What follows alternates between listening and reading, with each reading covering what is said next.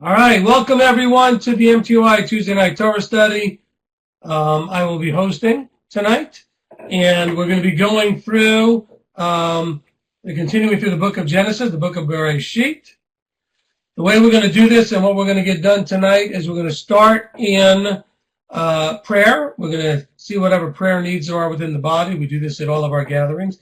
We take up prayer needs, praise reports, that kind of thing. Then we're going to go ahead and read tonight's portion. It's going to cover chapters 32, 3, 4, 5, and 6. Okay? And then we'll take a quick break, make a couple of announcements, and then continue with the discussion on what we had just read. Okay? So just for any of you that are new, like Jane says she was new, that's what we do in the Torah study. So we're going to take prayer needs first, then we're going to read the portion, and then we'll discuss it. Okay. So for those of you that are participating, you may want to have a pencil or a pen and a paper and your scriptures to read along with everybody else. And then if you happen to, hear something that you have a question about or would like to comment about, you can note it and type it in later during the question and answer period, the midrash period. Please hold your comments and questions till we get to that part of it. Okay.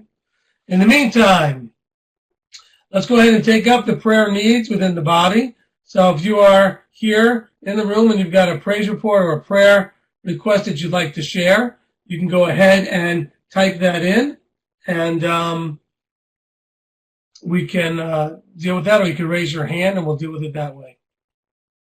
Okay, let's see. Starting off, Raymond Ramlow, prayer for some concerns with feeding little Ezra. Okay, certainly we can pray for that. And then Rabbi Tom and Rabbitzin Joanne, a special unspoken please.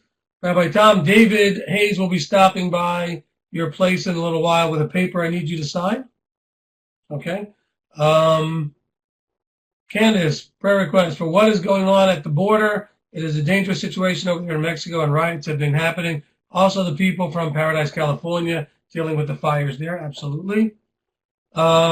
Kelly West, prayer request for several unspokens. Alana, unspoken prayers, please. Welcome, Tony. Shalom to you too, my friend. Rick Berry, prayer request for Kevin Shedd, who needs oral surgery, but has to wait in pain for a couple of weeks till an infection is cleared. Just started a 10-day course of antibiotics. All right, we certainly will keep that in prayer.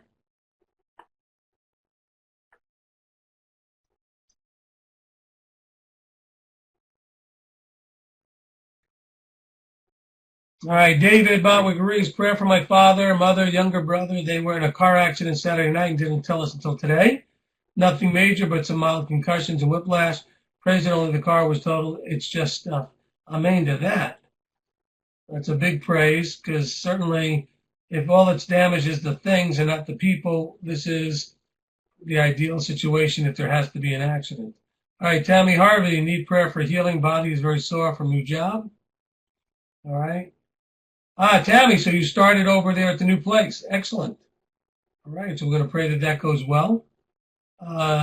Jane, pray for our president and his family. Also pray for peace of Israel. Okay. So we'll do that.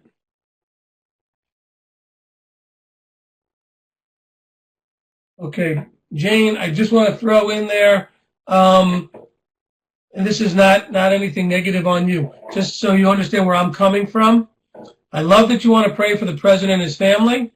And praying for the peace of Israel is something we find in the Psalms. And that instruction has nothing to do with praying for the piece of land that was decided to be Israel in 1948. It has to do with praying for the body, the nation of Israel, and the Israel that is to come when it's properly in place by our Messiah. Okay? You'll have to go back to that Psalm to see what it's talking about there.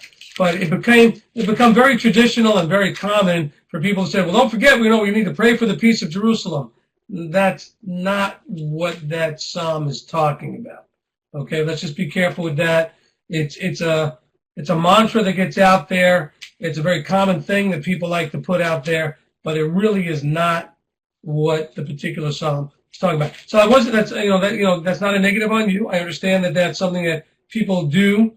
And yes, we want to pray for the ultimate peace in Jerusalem that the Father will bring when we have Messiah return and Jerusalem gets restored and Israel gets restored to the land as it is supposed to be. Okay? But it's not talking about the Israel that the governments of the world put together in 1948. Okay, if we go back to that psalm and read it, you'll see that that's what it's talking about. All right, so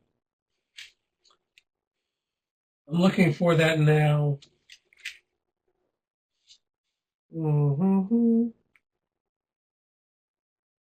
Okay, Psalm 122. I'm just going to bring this out here so it's kind of clear. I was glad when they said to me, let's go into the house of Yahweh. Our feet have been standing within your gates, O Jerusalem. Jerusalem is built as a city that is bound together, where the tribes have come up, the tribes of Yah, witness to Israel, to give thanks to the name of Yahweh. That is not happening in Israel right now. We want to pray that Abba bring Yeshua to restore that. For there the thrones of right ruling were set, the thrones of the house of David. Pray for the peace of Jerusalem. Let those who love you be at rest.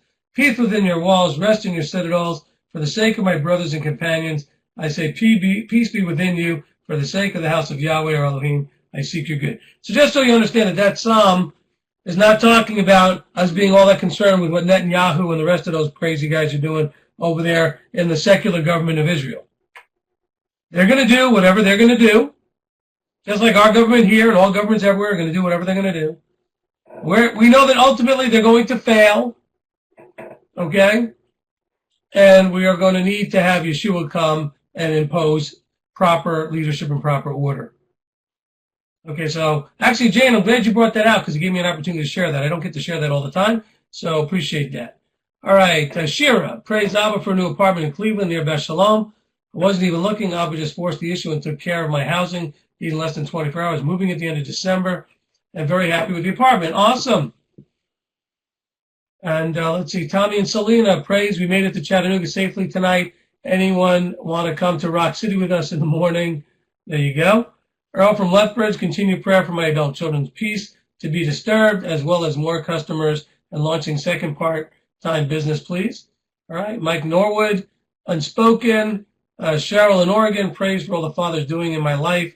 And for you, Rabbi Rebus and Julie in MTOI. Alice is as an unspoken. Rabbi Tom and Rebus and Joanne. Telling Shira, welcome to Cleveland. Tony put a bunch of ones. I think it was about what I said about Psalm 122. David Bott agrees. A lot of disturbance from the Father required before that peace. That's right. Rich and Lena covered under teaching. Master, teach us to pray. Okay, there you go. That's where I guess we talked about pray for the peace of Jerusalem and that teaching. Master, teach us to pray. Crystal, unspoken and praise report. Only one polyp found during procedure yesterday. Doctor said all look good even before biopsy to retest in 5 years. Awesome. Hayes family. Prayer. Wally Wyman lost everything in the Paradise, California fire. Prayer for this 81-year-old man to rebuild from his losses and decisions on potential relocation. Nolan Bibb, praise Yah for a job offer I received yesterday. Awesome. I know you've been really praying for a job, so hopefully this will work out.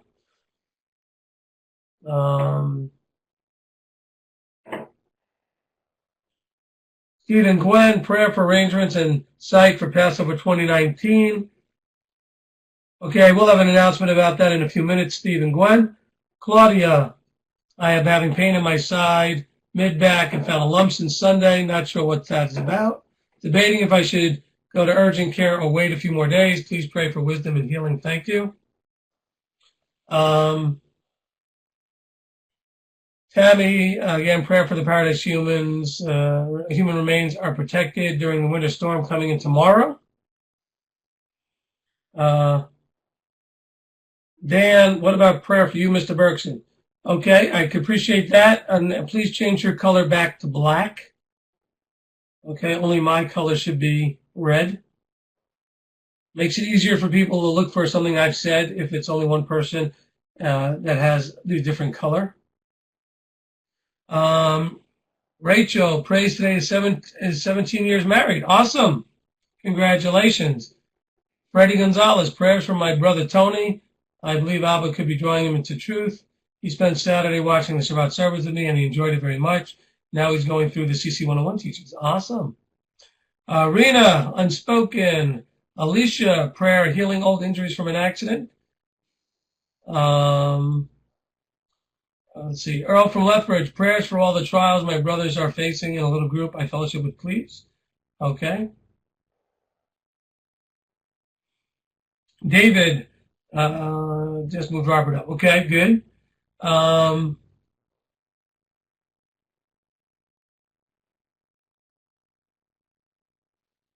Yeah, no, it's okay, Dan. He didn't realize that it was going to be read for everybody.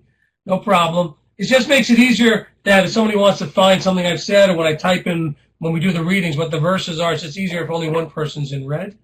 That would be whoever's leading the study. So if it's me or, Rabbi Tom or David Botwick Reese or somebody, whoever, or Raymond Ramlow, whoever's leading will be the one in red. All right. John and Robin, praise our oldest son, is joining us for Torah study tonight. Awesome. Okay, Chris Robbins, praise God that my wife and daughter want to come with me to Beth Shalom for Thanksgiving dinner.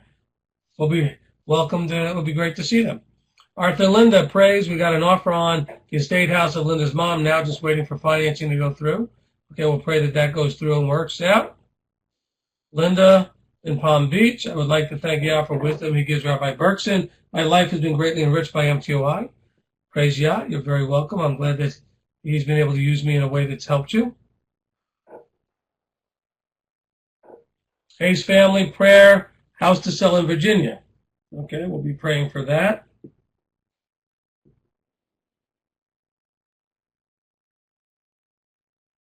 Okay, anybody else?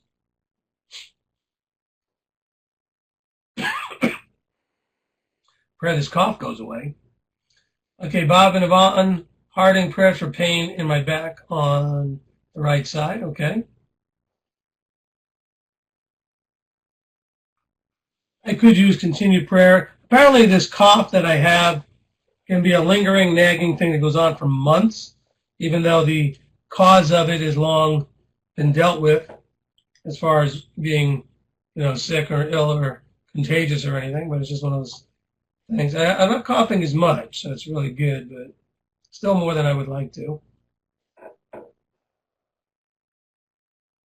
All right, let's see. Raymond's going to pray for it to go away. That's good. I think it looks like it's about it. We got a few more people typing.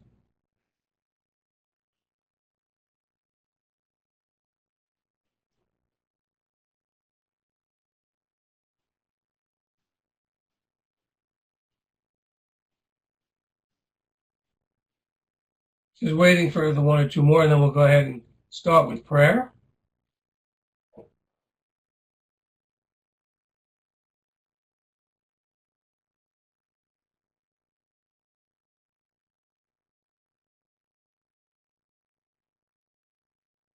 Okay.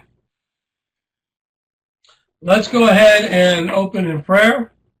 Let's get some of the men to raise their hands.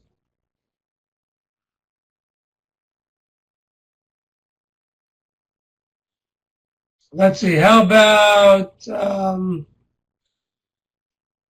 let's see. Mic test.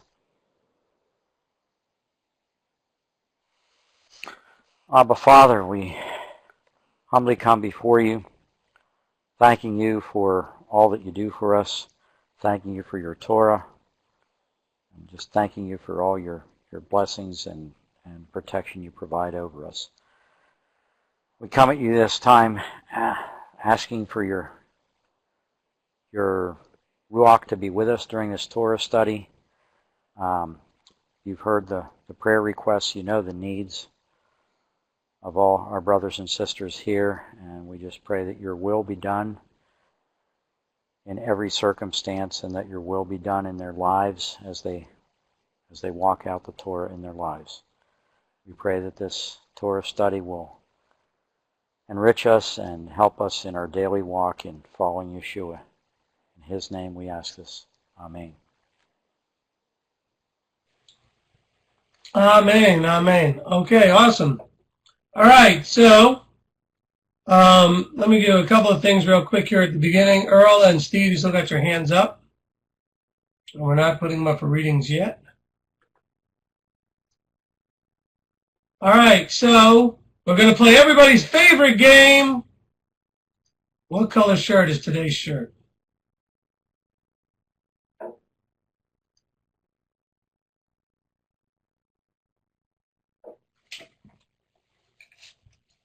Wow, not a single person has typed. Oh, finally, someone typed it in right. And the winner is green, with a little bit of silver to go with it. The green shirt. Hey, everyone. Appreciate you. Just give a quick wave. By the way, see all that mess behind me? That is all going to be cleaned up in the next couple of months here. We're finally getting the offices going over in the new building, and that all is going to get cleaned up. I'm excited about that. Okay. Let me get rid of that. Steve's like, ha ha ha, sure it will. Oh no, it's getting cleaned up. I already started. All right, now. Raymond's wearing the green one, and he had the black one on Sunday at the meeting. So you're two in a row. They were on the shirt. Right. Nolan was right on the silver money. Okay. So let me make some quick announcements here before we go into the readings. I'll reiterate the announcements again in between the readings and the discussion. Okay, so what we have coming up is, of course, on this Thursday, for those of you that are going to be here locally, some of you I know are traveling here to be a part of this, we're having our Thanksgiving celebration and the congregation at the new building. Okay. And so we are doing that at 12:30. We're not streaming anything. If you're coming, please make sure you've contacted us to let us know you're coming, and so we can keep you in the head count. And we could also tell you what kind of food to bring. So we are doing it sort of organized potluck style. So we have a sign-up list for that. And so we can get you assigned to something. All right. Then on Saturday, of course, our normal services. And then next week, I will be leaving this Sunday, and I won't be back until Friday. I'm going on a vacation, a much-needed vacation. I'm going on a cruise to the Bahamas, all right, with a couple of friends and family. And warning to all the friends and family that are coming with us, don't expect me to be doing a whole lot of things except sitting and eating ice cream and whatever. So, okay, I am not the party animal to go on a cruise with who's going to be running around doing everything. I like to be left alone and do nothing. All right.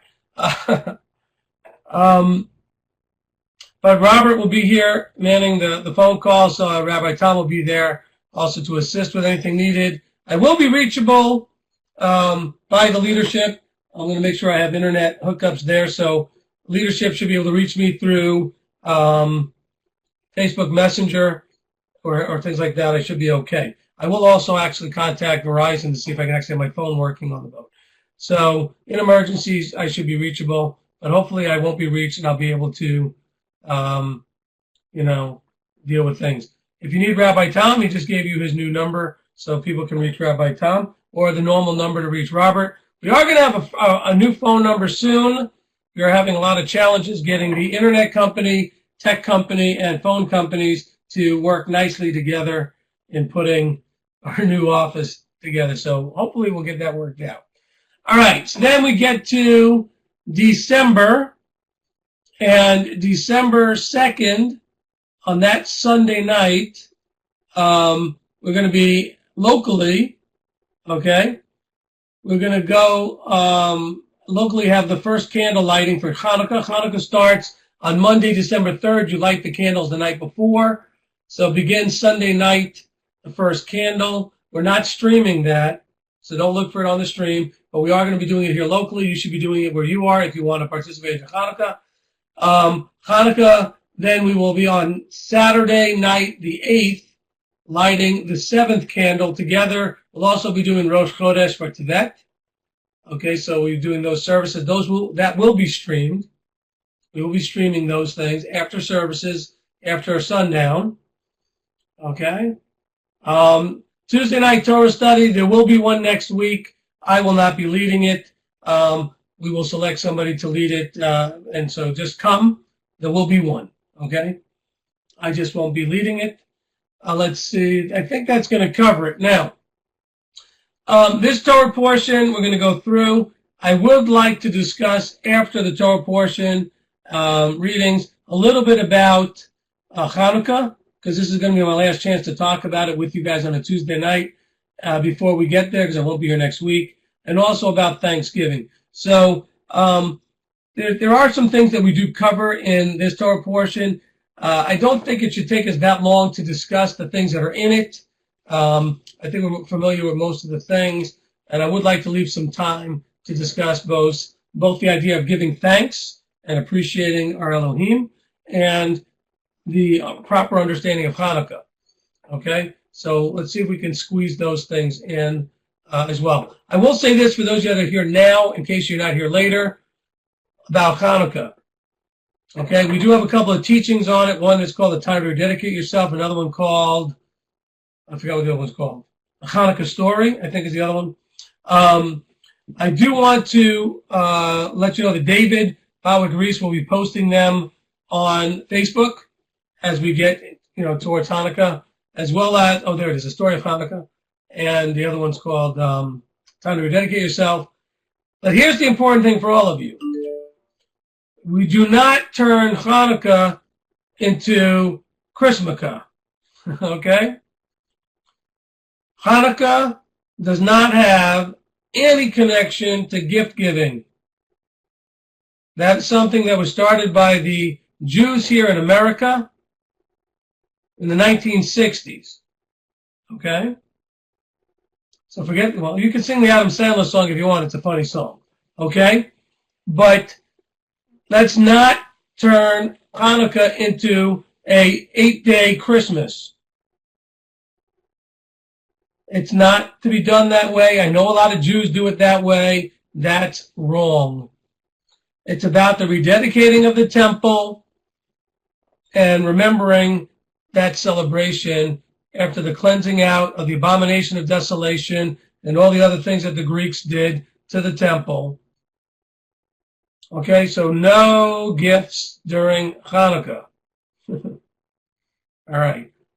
Now, okay, I'll tell you, I think I finally have my mother trained. She called me, or I guess I don't know, I called her, she called me today, and I was talking to her, and she wanted to tell me that she was sending gift cards to my children, but she wanted to make sure that I knew it was not for Hanukkah. Because for years she's been trying to get me to give them Hanukkah presents from her, and I keep telling her if she sends the presents, I'm not going to give them to them on Hanukkah. I'm not connecting Hanukkah to presents. Okay? So that is the position of this ministry, that Hanukkah is not connected to giving of gifts. Is everybody clear on that? Okay, just want to make sure that's clear, because especially for people, this is your first Hanukkah, understand that it's not to be done the way most of the Jewish American, most American Jews do it, which is to give presents. It's not about giving presents. Okay? That if there's a thing called the Jewish Book of Why, and in the Jewish Book of Why, they actually answer the question, why do Jews give gifts? Because the American Jews wanted to compete with all the Christians, with all the Christmas stuff, and to outdo the one-day Christmas, they did the 8-day Hanukkah gift giving. And that started around the 1950s and 60s. Okay? So it's a very new thing. It's only been being done for about 60 years. Okay? And so, that's right. No ho-ho Hanukkah. There you go. Okay? I'm going to be called the Grinch that stole Hanukkah. But let's focus on the positive things of Hanukkah. And we'll talk about that a little bit later. Okay. Now, are you required to do Hanukkah? No. There's no requirement. It's not a commanded assembly. It's not one of the Moedim. It's not anything in Scripture that requires you to do it.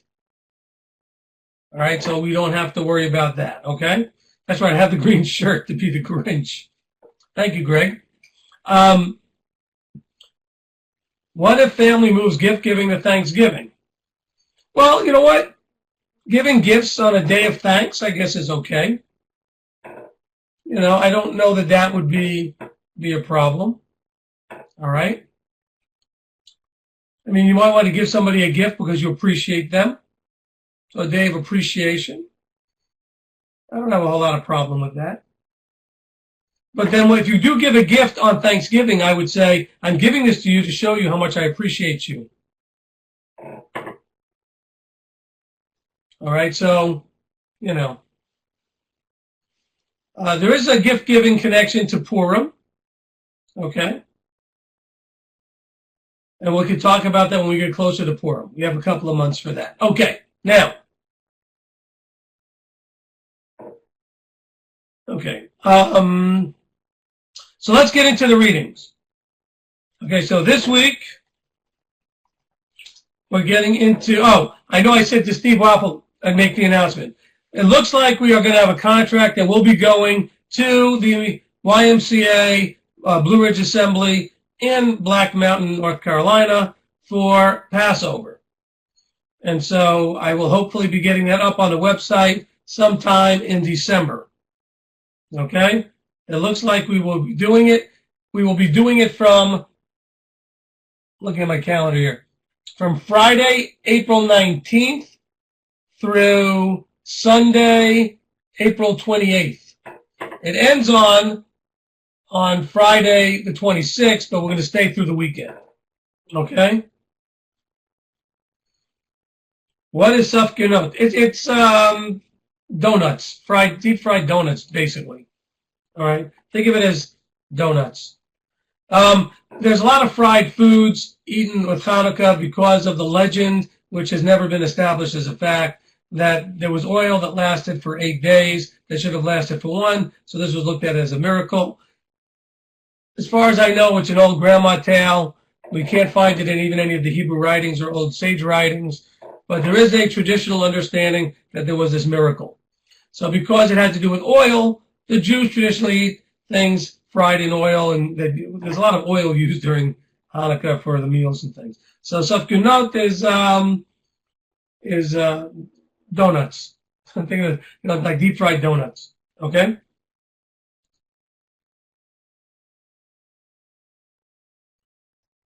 Right.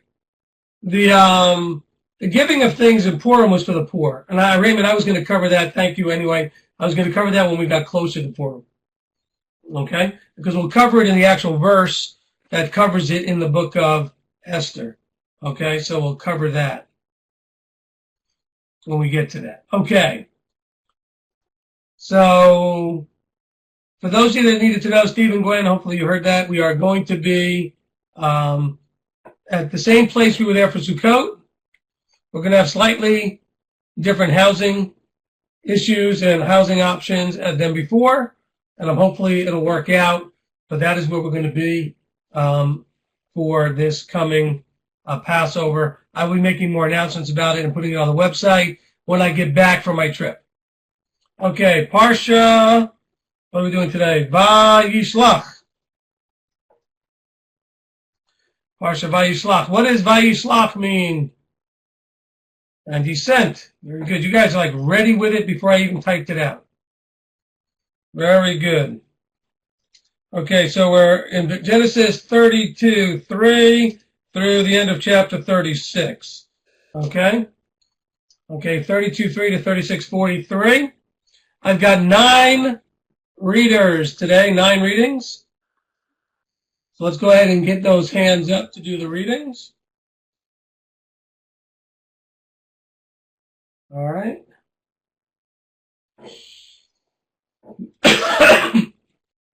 Now, for those of you that are new, so what we're going to do is I'm going to tell each reader where they're going to start, where they're going to end, so they know the verses they're reading. And I'm going to say a traditional blessing over each reading. For it is a blessing to come up before your brothers to read the word of the King. And so let's ask a blessing on each reader. And then I'll tell you what verses you're reading. And then if you can remember, please, after you finish reading, to put your hand down so I'll remember who's next. All right. So we're going to begin with Steve Waffle. He who blessed our fathers, Abraham, Isaac, and Jacob, May he bless Steve, who's come up to honor Yahweh in the Torah. May the set-apart one bless him and his family and send blessing and prosperity on all the works of his hands. Amen. All right, Steve, start us off in chapter 32 and verse 3 and go to verse 18. All right, here we go here. 32, 3. And Jacob sent messengers before him to Esau his brother in the land of Seir, the field of Eden, and he commanded them, saying, Say this to my master Esau, your servant Jacob said this, I have sojourned with Laban and stayed there until now. I have bulls and donkeys, flocks of male and female servants, and I have sent to inform my master to find favor in your eyes, so that the messenger returned to Jacob, saying, We came to your brother Esau, and he also is coming to meet you, and distress. So he deceived the people that were with him, and the flocks and the herds. He divided the people that were with him, and the flocks and the herds and the camels into two groups. And he said, If Esau comes to the one group and strikes it, then the other group which is left shall escape. And Jacob said, Elohim of my father Abraham, and the Elohim of my father Yitzhak, Yahweh, who said to me, Return to your land and your relatives, and I do good to you, do not deserve the least of all the loving commitment and all the truth which you have shown your servant. For I passed over this Jordan with my staff, and now I have become two groups. Deliver me, I pray, from the hand of my brother, from the hand of Esau, for I fear him, lest he come and shall strike me and my mother with the children. For you said, I shall certainly do good to you, and shall make your seed as sand of the sea, which are numerous to count. 18. Okay. And he spent the night there, and took what came to his hand as a present for Esau his brother, 200 female goats, 20 male goats, 200 ewes, and 20 rams, 30 suckling camels with their colts, 40 cows, 10 bulls, and 20 female donkeys, and 10 fowl. And he gave into the hand of his servant every drove by itself, and said to his servants, Pass over before me, and put some distance between drove and drove.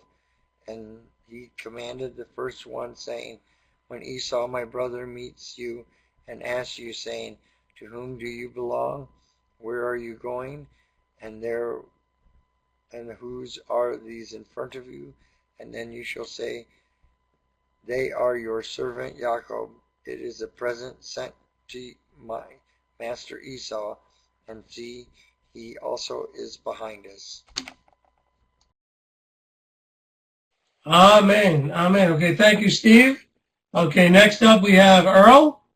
You blessed our fathers Abraham, Isaac, and Jacob. May you bless Earl, who's come down to Yahweh in the Torah. May the set-apart one bless him and his family, and send blessing and prosperity on all the works of his hands. Amen. Okay, Earl, take us from verse 19 to the end of the chapter. Mic check. So he commanded the second and the third and all who followed the drove, saying, Speak to Esau the same word when you find him. Oh, sorry. And you shall say, Also look, your servant Jacob is behind us, for he has said, Let me appease him with the present that goes before me, and after that see his face, he might accept me. And the present passed over before him, but he himself spent the night in the camp. And he rose up that night and took his 2 wives and his 2 female servants and his 11 sons and passed over the ford of Jacob. And he took them and sent them over the stream and sent over what he had. And Jacob was left alone, and a man wrestled with him until the breaking of day. And when he saw that he did not overcome him, he touched the socket of his hip, and the socket of Jacob's hip was dislocated as he wrestled with him. And he said, "Let me go, for the day breaks." But he said, "I am not letting you go until you have blessed me." So he asked him, "What is your name?" And he said, "Jacob." And he said, "Your name is no longer called Jacob, but Israel, because you have striven with Elohim and with men and have overcome." And Jacob said and asked him, saying, "Please let me know your name." And he said, "Why do you ask about my name?" And he blessed him there. And Jacob called the name of the place Peniel, for I have seen Elohim face to face, and my life is preserved. And the sun rose on him as he passed over Peniel, and he limped on his hip. That is why the children of Israel to this day do not eat the sinew of the hip, which is on the socket of the thigh, because he touched the socket of the thigh of Jacob in the sinew of his hip. The hip. Amen. Amen. Okay, thank you, Earl. Okay, next up is Kendall. He who blessed our fathers, Abraham, Isaac, and Jacob, may he bless Kendall, who's come up to honor Yahweh in the Torah. That is set apart one, bless him and his family, and send blessing and prosperity on all the works of his hands. Amen. Okay, Kendall, take us into chapter 33 and read the first 20 verses, which is the whole chapter, by the way. Mic check.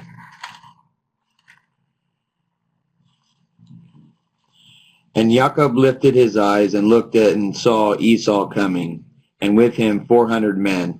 And he divided the children among Leah and Rachel and the 2 female servants. And he put the female servants and their children in front, and Leah and her children behind, and Rachel and Joseph last. And he himself passed over before them and bowed himself to the ground 7 times, until he came near to his brother. And Esau ran to meet him, and embraced him, and fell on his neck, and kissed him, and they wept. And he lifted his eyes, and saw the women and children, and said, "Who are these with you?" And he said, "The children with whom Elohim has favored your servant." Then the female servants came near, they and their children, and bowed themselves. And Leah also came near with her children, and they bowed themselves. And Joseph and Rachel came near, and they bowed themselves. Then Esau said, "What do you mean by all this company which I met?" And he said, "To find favor in the eyes of my master." But Esau said, "I have enough, my brother. Let what you have remain yours." And Jacob said, "No, please, if I have now found favor in your eyes, then receive my present from my hand. Because I have seen your face like seeing the face of Elohim, and you are pleased with me. Please take my blessing that is brought to you, because Elohim has favored me, and because I have all I need." And he urged him, and he took it. And he said, "Let us depart and go, and let me go before you." But he said to him, "My master knows that the children are weak, and the flocks and the herds which are nursing are with me. And if the men should drive them hard one day, all the flocks shall die. Please, let my master go before his servant, and let me lead on slowly according to the pace of the livestock that go before me, and according to the pace of the children, until I come to my master in Seir." And Esau said, "Please, let me leave with you some of the people who are with me." But he said, "Why this? Let me find favor in your eyes of my master." And Esau returned that day on his way to Seir. And Jacob sent out to Succoth, and built himself a house, and made booths for his livestock. That is why the name of the place is called Succoth.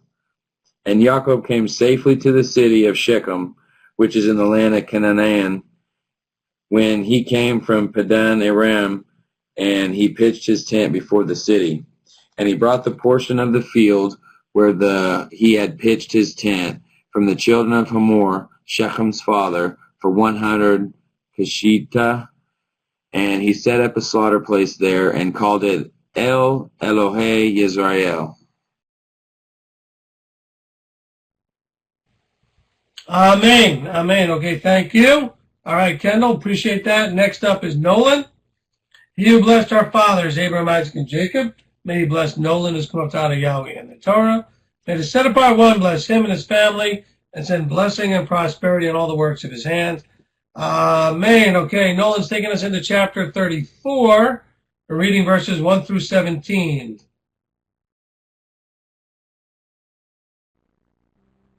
Can everybody hear me?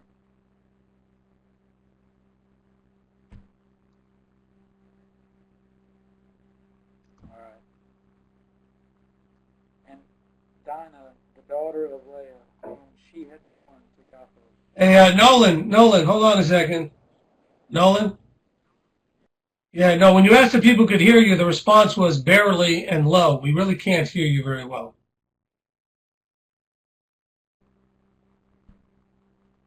You got to make it louder somehow. Is that better? No? Can you get up to the mic control on the top? It's one of the switches you can switch. And make your volume louder. It's all the way up on high.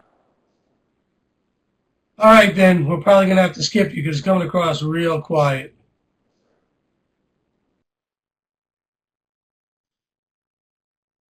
Okay, sorry about that. Okay, next up, Chuck. He who blessed our fathers, Abraham, Isaac, and Jacob, may he bless Chuck, who's called out of Yahweh in the Torah. May the set apart one bless him and his family, and send blessing and prosperity in all the works of his hands. Amen. Okay, Chuck, take us from verse 1 through 17 in chapter. Mic check.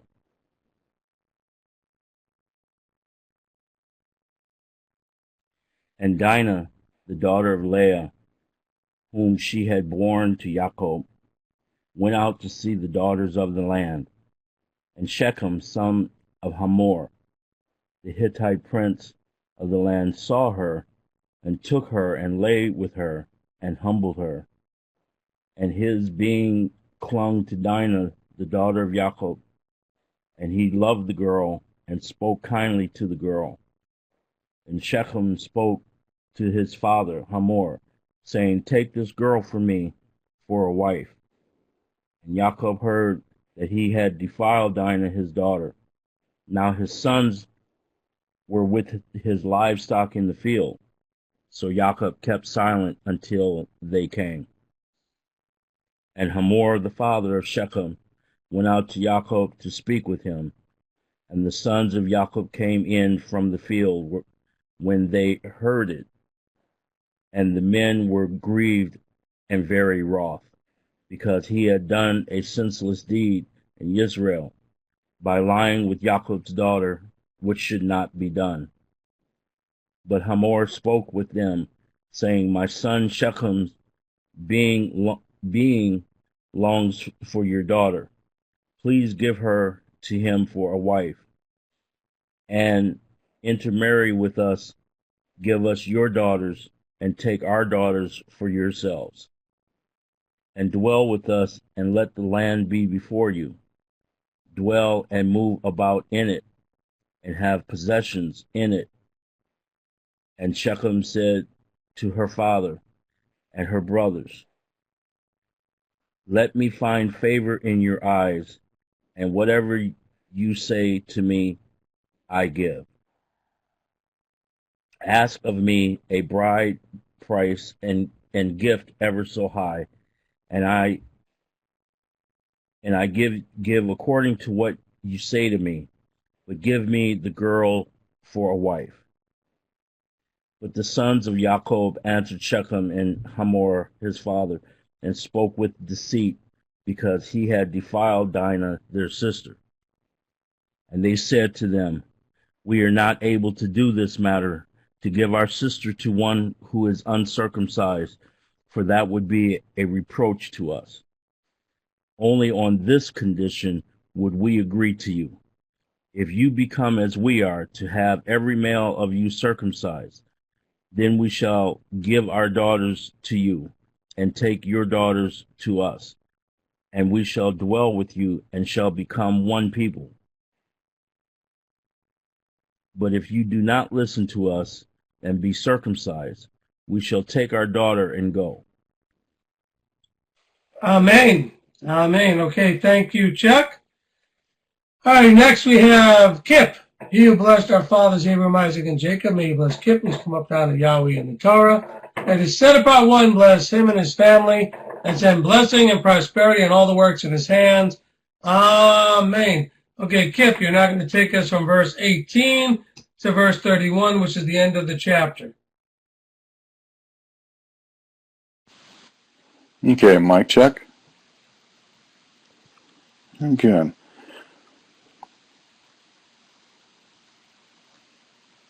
And their words pleased Hamor and Shechem, Hamor's son.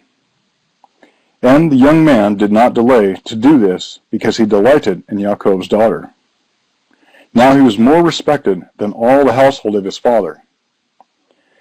And Hamor and Shechem his son came to the gate of their city, and spoke with the men of their city, saying, These men are at peace with us, so let them dwell in the land and move about in it.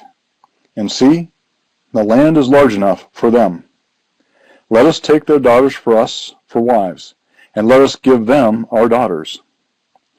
Only on this condition would the men agree to dwell with us, to be one people, if every male among us is circumcised as they are circumcised.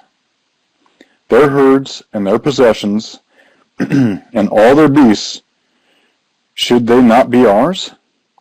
Only let us agree with them, and let them dwell with us. And all who went out of the gate of his city listened to Hamor and Shechem, his son. Every male was circumcised, all who went out of the gate of his city.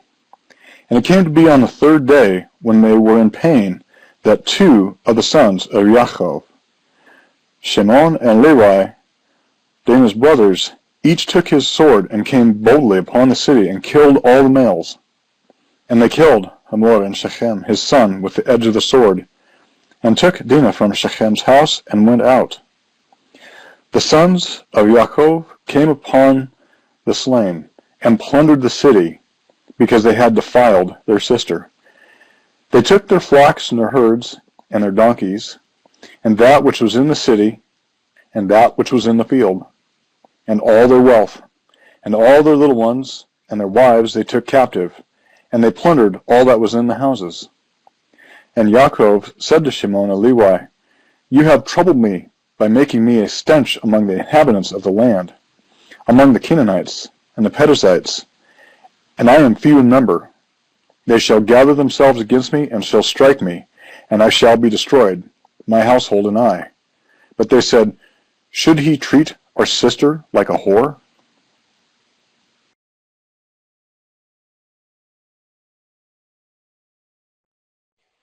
Amen. Thank you. Appreciate the reading. All right. Next up, we have Rick. He who blessed our fathers, Abraham, Isaac, and Jacob, may he bless Rick, who's come up down to Yahweh in the Torah. And is set apart one, bless him and his family, and send blessing and prosperity in all the works of his hands. Amen. Okay. Rick's going to take us now to chapter 35 and read verses 1 through 15. Mic check. Okay. And Elohim said to Yaakov, Arise, go up to Bethel, and dwell there, and make a slaughter place there to El, who appeared to you when you fled from the face of Esau your brother. And Yaakov said to his household and to all who were with him, Put away the foreign mighty ones that are among you, and cleanse yourselves, and change your garments, and let us arise and go up to Bethel, and let me make there a slaughter place to El, who answered me in the day of my distress, and has been with me in the way which I have gone. So they gave Yaakov all the foreign mighty ones which were in their hands, and all their earrings which were in their ears, and Yaakov hid them under the terebinth tree which was near Shechem. And they departed, and the fear of Elohim was upon the cities that were all around them.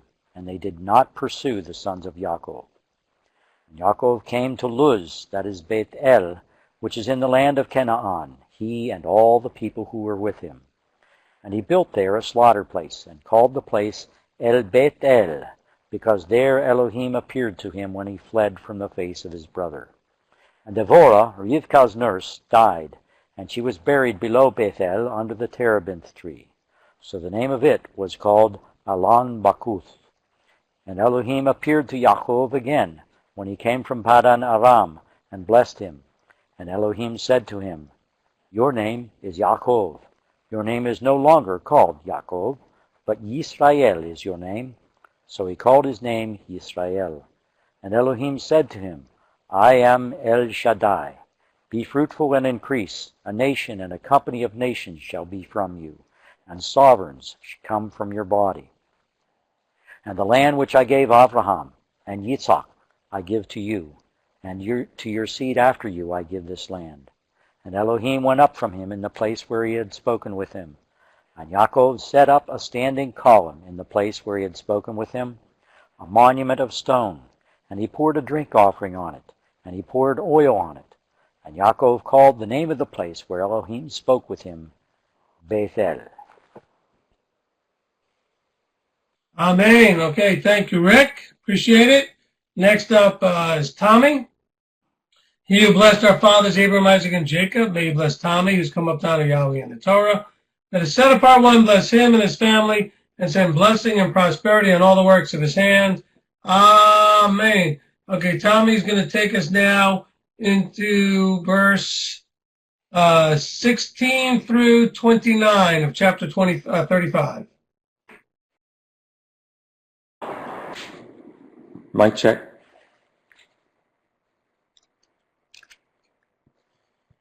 Then they set out from Beth El, and it came to be, when there was but a little distance to go to Ephrath, that Rahel began to give birth, and had great difficulty giving birth. And it came to be, as she was having great difficulty giving birth, that the midwife said to her, Do not fear, for it is another son for you. And it came to be, as her life was going out, for she died, that she called his name Ben-Oni, for his father called him Benjamin. So Rahel died and was buried on the way to Ephrath, that is, Bethlehem. And Yaakov set a standing column on her grave, which is the monument of Rahel's grave to this day. And Yisrael set out and pitched his tent beyond the tower of Eder. And it came to be, when Yisrael dwelt in that land, that Reuben went and lay with Bilhah, his father's concubine. And Yisrael heard about it. Now the sons of Yaakov were 12. The sons of Leah were Reuben, Yaakov's firstborn, and Shimon, and Levi, and Yehudah, and Issachar, and Zebulun. The sons of Rahel were Yosef and Benjamin. The sons of Bilhah, Rahel's female servant, were Dan and Naphtali. And the sons of Zilpah, Leah's female servant, were Gad and Asher. These were the sons of Yaakov, who were born to him in Padam Aram. And Yaakov came to his father Yitzhak at Mamre, or Kiriath Arba, that is Hebron, where Abraham and Yitzhak had dwelt. And the days of Yitzhak were 180 years. So Yitzhak breathed his last and died, and was gathered to his people, aged and satisfied of days. And his sons Esau and Yaakov buried him. Okay, amen. Thank you, Tommy. Okay, next up we've got Laura. You who blessed our fathers Abraham, Isaac, and Jacob, may he bless Laura as come up down to Yahweh and the Torah. Let us set apart one, bless her and her family, and send blessing and prosperity in all the works of her hands. Amen. I tried so hard not to cough. Amen. Okay, Laura's going to take us now from chapter 36, verse 1 through 22. Now, there's a lot of names in this chapter, so don't worry about it. If you butcher them, I butcher them all the time. Okay. Mic check.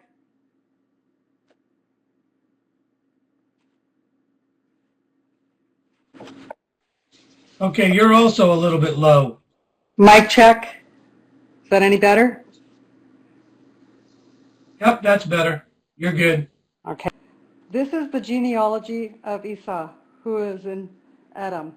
Esau took his wives from the daughters of Canaan, Abda, the daughters of Elon, the Hittite, Aholibamah, the daughter of Anna, the daughter of Tishbon, the Hivite, and Bashmath, Ishmael's daughter, sister of Nebaioth, and Ada bore Ephrathah to Esau, and Bashemath bore Ruel, and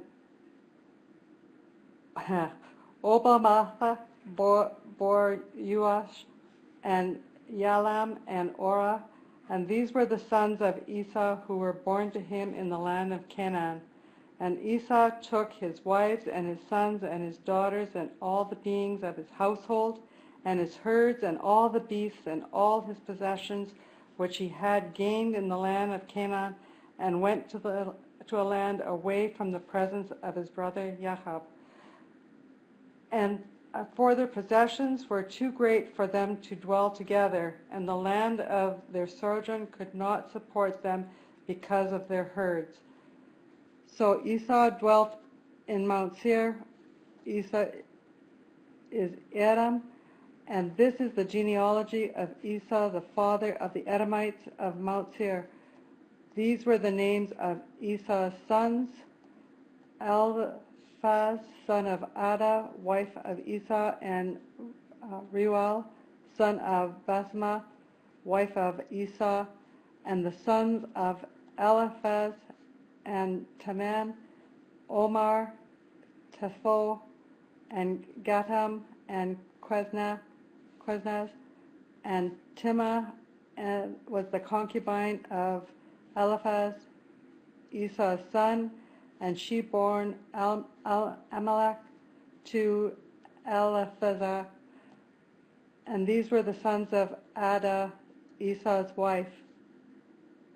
These were the sons of Reuel, Naphath, and Zerah, and Shema, and Mizah. These were the sons of Basemath, Esau's wife. These were the sons of Oholimahath, Esau's wife, the daughter of Anna, and the daughter of Tishban, and she bore to Esau Uash, and Yalam, and Urah. These were the chiefs of the sons of Esau, the sons of Eliphaz, the firstborn, the son of Esau, the chief of Teman, chief of Omar, chief of Tespho, and chief Quesnaz, chief Orah, chief Gatam, chief Amalek. These were the chiefs of Eliphaz in the land of Edom, and these were the sons of Ada. How far am I supposed to go?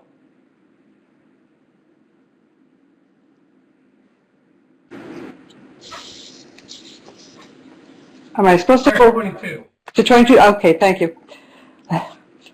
And these were the sons of Reuel, Esau's sons, chief Naphath, chief Zerah, chief Shemaha, chief Mizrah. These were the chiefs of Reuel in the land of Edom. These were the sons of Basemath, Esau's wife. And these were the sons of Oholibamah, Esau's wife, chief Yeshus, chief Yalam, chief Urah, and these were the chiefs descending from Oholibamah, Esau's wife, the daughter of Anna. These were the sons of Esau who is Edom, and these were their chiefs. These were the sons of Seir the Horite, who inhabited the land of Lotam, and Shobal, and Tishban, and Anna, and Dishon, and Esther, and Dishan. These were the chiefs of the Horites, the son of Seir, in the land of Edom. And the sons of Lotan and Hori and Herman, and Lotan's sister was Timnah. Am I still going? Awesome job. Awesome job. You're done. I feel tongue-tied. That was fabulous. That's all right. You did great. Great job. Okay, Raymond, you're going to close us out here. Okay, and we're going to finish this up with Genesis chapter 36 and the last bunch of verses here. He who blessed our fathers, Abraham, Isaac, and Jacob, may bless Raymond, who's come down to Yahweh in the Torah. And is set apart one, bless him and his family, and send blessing and prosperity in all the works of his hands. Amen. Okay, take us from verse 23 to the end of the chapter.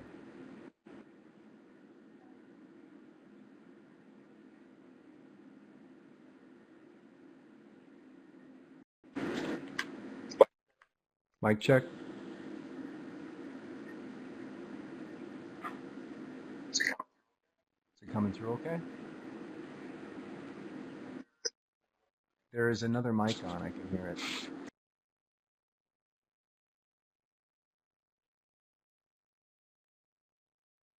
Okay, that's better. All right. And these were the sons of Shoval, Alwan, and Manachath, and Eval, Shepho, and Onam. And these were the sons of Tzivron, both Aya and Anna. This was the Anna who found the water in the wilderness as he fed the donkeys of his father Tzivron. And these were the children of Anna, Dishon and Oholivama, the daughter of Anna. And these were the sons of Dishon, Chemdan, and Eshban, and Yithron, and Keran. These were the sons of Etzer, Bilhan, and Zarawan, and Akan. These were the sons of Dishan, Utz, and Aran. These were the chiefs of the Chorites, Chief Lotan, Chief Shoval, Chief Tzivron, Chief Anna, Chief Dishon, Chief Etzer, and Chief Dishan. These were the chiefs of the Chorites, according to their chiefs in the land of Seir. And these were the sovereigns who reigned in the land of Edom before any sovereign reigned over the children of Yisrael. And Bela, the son of Beor, reigned in Edom, and the name of his city was Dinhava. And Bela died, and Yovav, son of Zerach of Botzra, reigned in his place. And Yovav died, and Husham of the land of the Temanites reigned in his place.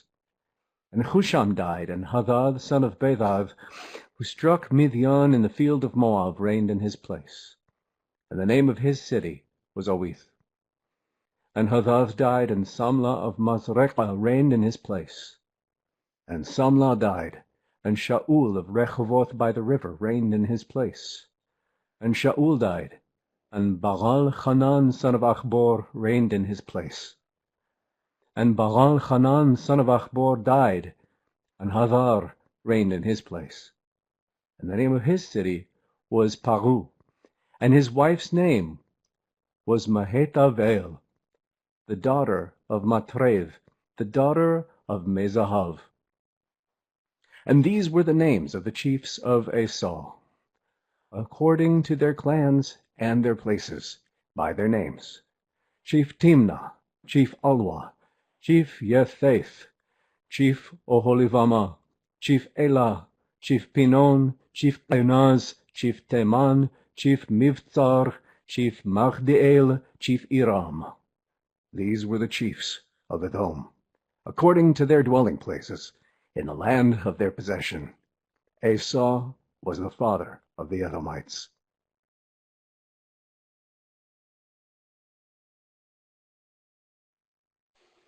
Amen. Amen. Okay, thank you, Raymond. Appreciate that very much. Okay, thank you to all the readers. Really appreciate everybody participating today. Everybody says a really good job. There's a traditional blessing after.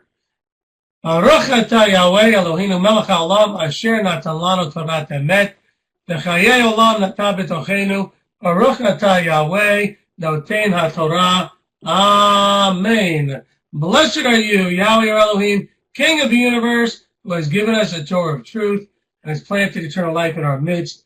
Blessed are you, Yahweh, giver of the Torah. Amen. Amen. Okay. All right. Thank you, everyone. Good job. Excellent job.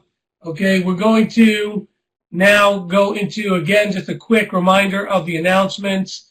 Okay. So next week, I will be on a vacation. There still will be Torah study. Please, everyone, come anyway. I'm sure it's going to be very good. It will be hosted by either Rabbi Tom or David or Raymond or somebody. So we'll have that next week. I'll make that decision and contact them and negotiate that out. Also, on December 2nd, for those of you that are locally here, we're going to be doing the first candle lighting after services, after sundown. And then on December 8th, which is a Saturday, after sundown, after Oneg, we're going to stream. We're not streaming the first one on the 2nd, but we are going to stream on December 8th. We're going to stream our lighting of the 7th candle, and also it is Rosh Chodesh for Tevet. And so we are going to go ahead and stream that. Okay? We're going to talk a little bit more about Hanukkah and about Thanksgiving as these come up after we get through with the Torah portion. So let's go ahead and discuss the Torah portion. Okay? The way we do this is that we try to take it in somewhat chronological order. There are some things that do come up in this Torah portion that we probably should talk about. And then, time permitting, I want to talk a little bit about Thanksgiving and about Hanukkah. Okay, so if anybody wants to get us started, you're welcome to raise your hand, and you're also welcome to type in. If I don't get to your comment or question, please forgive me. I don't mean anything by that. It's just not easy to catch everything as it pops up on the screen. All right, Steve Waffle, you had your hand up quickly there. Go. Okay, I just wanted to, it was kind of hard for me, but as I thought about it, I might be wrong, but Yaakov was concerned about returning to his land because he thought what Esau might have in mind for him.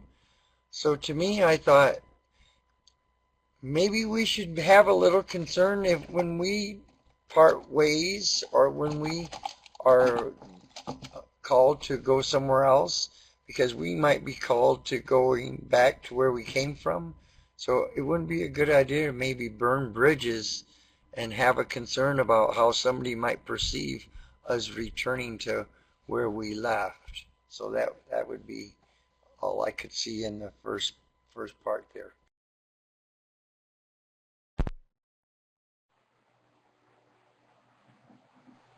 All right, Steve, appreciate that. And we should always be aware of what we do and how it may affect people, because, you know, you may return back to a place where you'll need to run into them again and interact with them. That's a good point.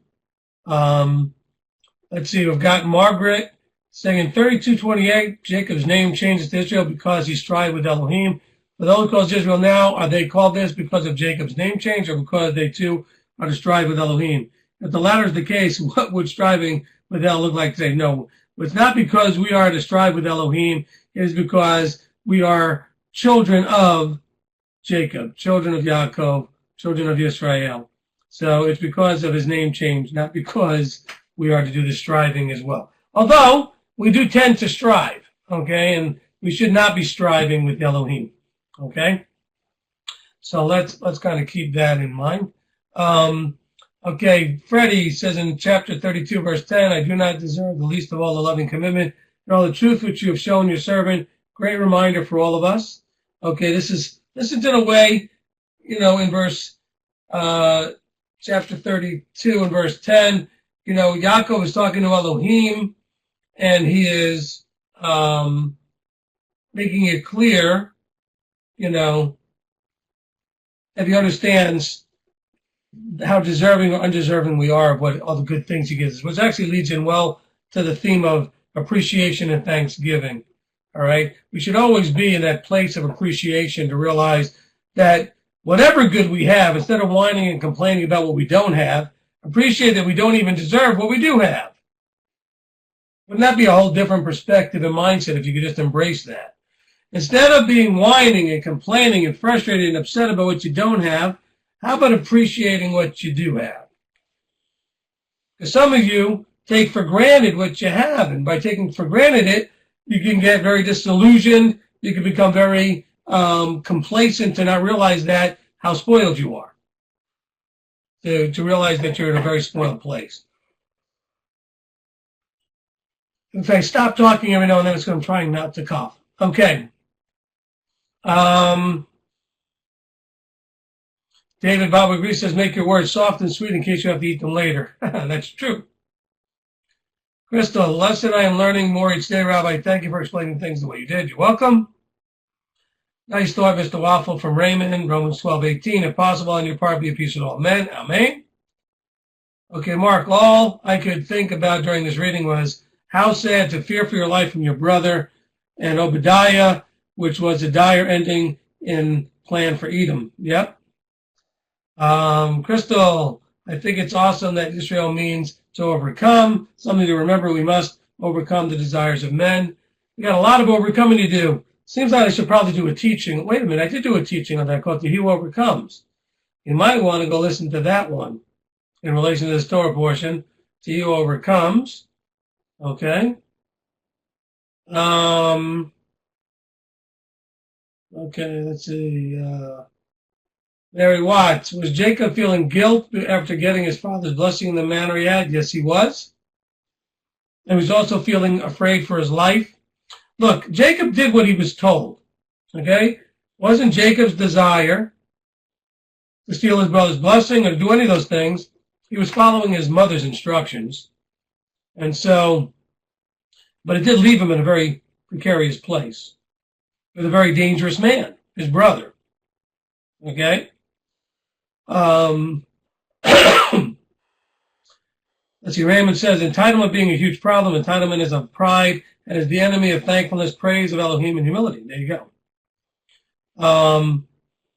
David Bow agrees. Thought from previous Tuesday nights from chapter 32 in the wrestling. What pain are we willing to suffer for our Almighty and not let go? Okay, that's true. Okay? That's the big lesson in the wrestling match, is that he, even in the extreme pain of having his socket punched and his hip put out of place, he did not let go.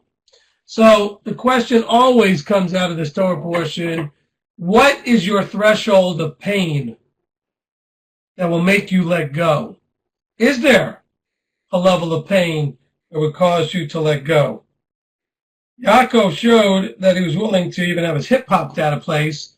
And I can tell you what, I've never had my hip popped out of place, but I've had other things popped out of place, and it is very painful. And by the way, it never says anywhere that anybody popped it back into place for him, that he limped on that leg the rest of his life. So you really need to be asking yourself, what is your pain threshold? Okay? What is your pain threshold? Okay, let's see.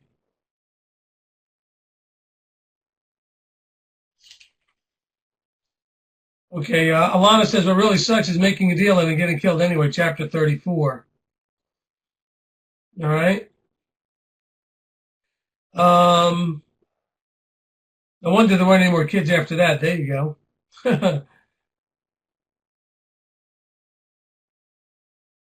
Okay.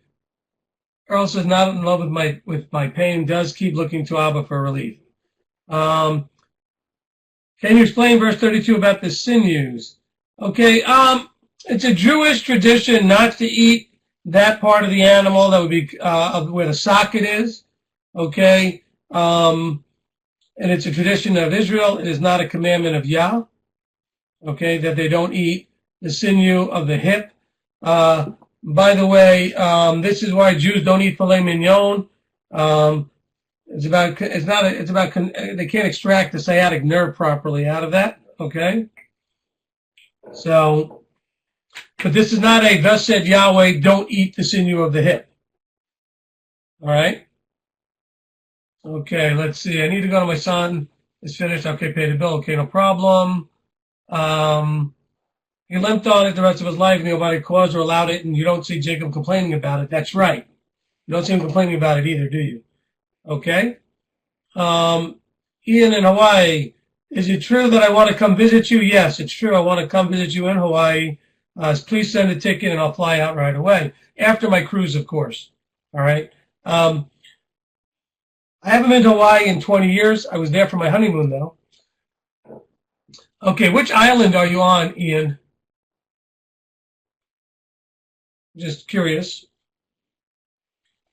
Which island you are on? Oahu, okay. I was on Oahu for 1 day at the end of my trip. So I was already exhausted after 17 days, or I guess 16 days was the 17th day. I spent most of the time on Maui and Kauai. All right. Your question is it true that the descendants of Esau became the modern-day Catholic Church?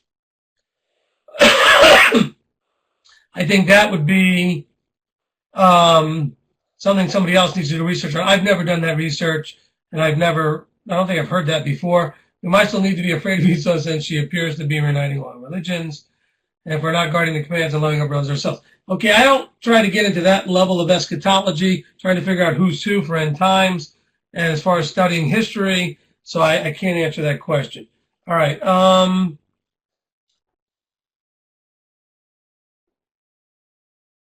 Okay, Beth says, I understand why the deaths of Rachel and Isaac were included, but why Rivka's nurse? I don't know. Mary Watts, good as we just butchered a sheep and ate the leg with the hip socket. There you go. Chuck, 32, 11 and 12. Is this prayer an example of praying the word? I guess it could be because Jacob is praying what had previously happened. He's praying now. Of course, it's not written at this point, but he knew about the promises, and so he's reminding Abba of the promises as they related to him specifically. Okay, so remember when you see him talking about the deliver me, I pray, the hand of my brother. See them verses 11 and 12. For I fear him unless he come and shall smite me, and for you said I shall certainly do good to you. Yes, so he's reminding Yahweh what he said specifically to him. Okay? And so just be careful when we pray the word that whatever it is we're praying actually applies to us directly. The churches have misrepresented and taught this poorly, that somehow anything Yahweh said you can claim. No, you cannot. Well, I mean, you can. Might not do you any good. I mean, you can do whatever you want. But if you claim something that has nothing to do with you, I don't think it's going to have very much effect. All right? So here's something that Yahweh had specifically said to Yaakov. And so Yaakov said, by the way, remember when you said this to me? I just want to remind you because I'm about to face a very difficult situation here, and you said you would do this. Okay? Raymond, go ahead.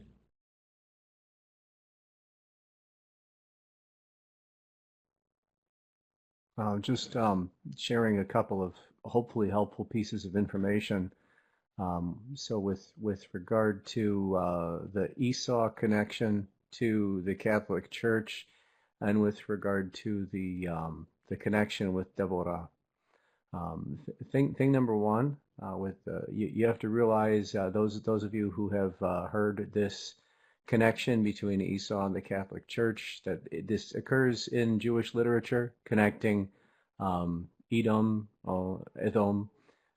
with Christianity. But you have to realize that literature would connect you with that as well. As much as we understand that we're not Christians, that it's different faith, etc. From the perspective of the writers of the material you're referencing, they lump together everybody who claims to follow Yeshua under that. And so when people are referencing that and injecting those kinds of thoughts into the Messianic learning stream, so to speak, we often don't realize their source and what the original authors of those ideas really intend by them. I would not find it a supportable idea to make that association actually. So that's one thing. So we would not associate Edom, in that way. Thing number two, about Devorah, you have to ask yourself, how did Devorah get there? This is Rivka's nurse. She would have been with Rivka. How did she get with Yaakov? That tells you a little bit about why it was significant that she died. Remember back that Rivka had said, "I will send for you," when she was sending Yaakov away, right? She said, "I will send for you."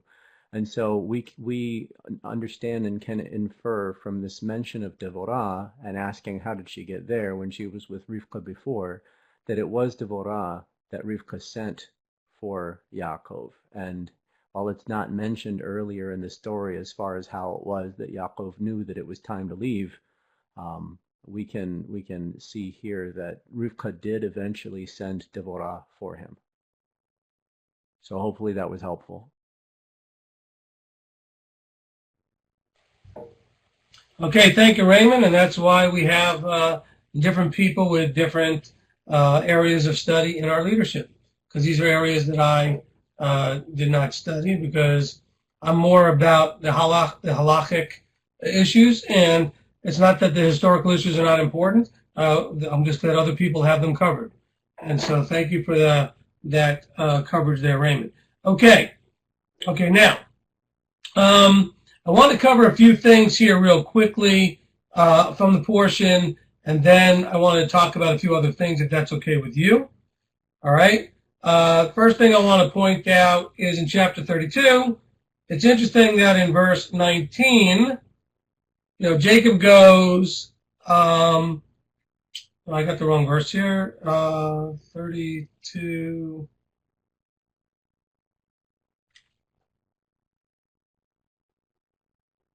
Hold on. I wrote the wrong verse. Give me 1 second.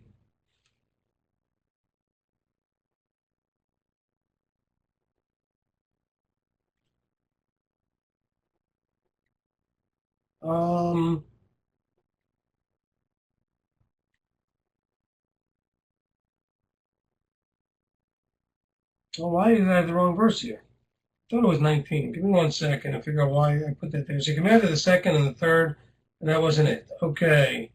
I wanted a different verse.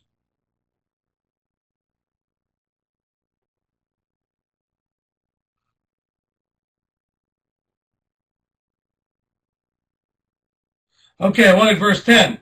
Okay, so let me change my notes here. Okay, in verse 10, isn't it interesting that Yaakov says, "And now I have become two groups." And what is the future destiny of Yaakov? To become two groups. So it's really interesting that this is foreshadowing the two houses. Okay, it's foreshadowing, and by the way, he's seeing this as not a good thing. Yaakov was like, and look, and now I've become two groups. Why do I have to be two groups? See, so it's foreshadowed. It's understood that this is not ideal. It's not what Yah desires necessarily, but it's a little hint and a foreshadow. It's kind of just one of those things that pops up that I noticed. Okay? This is chapter 32, verse 10, at the end of, the verse there. Okay, he's saying, I don't deserve the least of all these kind acts, and the truth which you have shown your servant, and I have passed over the Jordan with my staff, and now, look, I've become two groups. I don't want to be two groups. Okay? All right, now, I want us to take a look at chapter 33, and remember the teaching called What is Worship? You find a lot of bowing themselves to the ground here in front of Esau. There is nothing against Torah going on here. Okay, recognizing authority and bowing before it is one thing to give honor to your brother. It's another thing to worship as Elohim. Okay, so to prostrate yourself or to bow down before, you can see this in many, many places where men can do that before men, as long as the men are not looking at the one they're bowing before as being Elohim. So it is different for me to bow in respect to you, or you in respect to me, than it is to bow thinking of either one of us as Elohim. Go listen to the teaching. There's a lot of verses that cover this. It's called What is Worship? We're going to mention a lot of teachings, I guess, today. Also, when the two houses mentioned, we can call attention to the Discovering Your Identity teachings, and you can cover that as well. Okay. Now, the other thing that we want to kind of catch here real quickly is the Dinah story. And I want to just throw this out there to kind of maybe confuse people, clarify something, make you happy, make you mad. I don't know what's going to happen. Okay, let's understand the Dinah story, which is told especially by the Jews when they tell the story. I don't think they're telling it according to what's actually in the story. Let me tell you the story I read. I read the story of a young woman who was being very foolish, and she starts off in chapter 34, verse 1, going out to meet with the daughters of the land. In other words, she's going out to see what do those girls do. She's going out to party with the girls of the land. Okay? She wants to go see how they do what they do and go hang out with the ladies of the land. Okay. And then this boy falls in love with her. And it's clear that he's in love with her. He saw her and he took her and he lay with her and he humbled her. And is being clung to Dinah, the daughter of Yaakov, and he loved the girl and he spoke kindly to the girl. This is not likely to actually, this, how many of you have heard this presented as rape? Dinah was raped. Okay? All right. Dinah was not raped. Okay? If Dinah was raped, why would they leave her with him until the boys go in and kill everybody? Okay? Because it says that Dinah's there until the boys go in and they kill everybody, and then they take Dinah from Shechem's house, verse 26. Okay? So what I think happened is Dinah liked the boy liked Dinah, they got carried away, which can happen, which is why we tell you, and we're not because we're old fogies and we're all stodgy stuffed shirts, not to have any physical interaction with someone you like until you're married. Because once you start, it's hard to stop. And they may have started innocently enough, but gotten to that point fairly quickly where they couldn't stop. And so there can't be any of that physical stuff because there's no such thing as just a kiss. It's like saying, I'm only eating one potato chip. Well, good luck with that. All right? It's not going to work. You're going to do more because it sparks a desire for more. All right? Now, and we see the boy loves her and spoke kindly to her, and she stayed with him. She didn't go running to her father and saying, this boy's mean to me and he raped me. And Yaakov didn't react like his daughter was raped, although he wasn't excited about the fact that she had been humbled and she was no longer a virgin, that he took advantage of her. But it sounds to me like she was very happy about it and wanted to be with him. She didn't sound like she had any problem being there, which is why she's still there when you get to chapter 34 and verse 26, when they finally took Dinah from Shechem's house and went out. And that's after they killed everybody. Okay? So let's be careful with this whole thing and see how that goes. Okay, and understand how we can apply. Remember, we didn't say this at the beginning of the Torah study, but it is a very important part of the Torah study, which is that we are always looking for what we can add to our walk or help us with our walk in the Torah study. So let it be a good caution here. Two things. One is the boys were wrong to go and kill everybody and take matters into their own hands. The authority was Yaakov. Yaakov had made a decision. They didn't agree with it, but that's just too bad.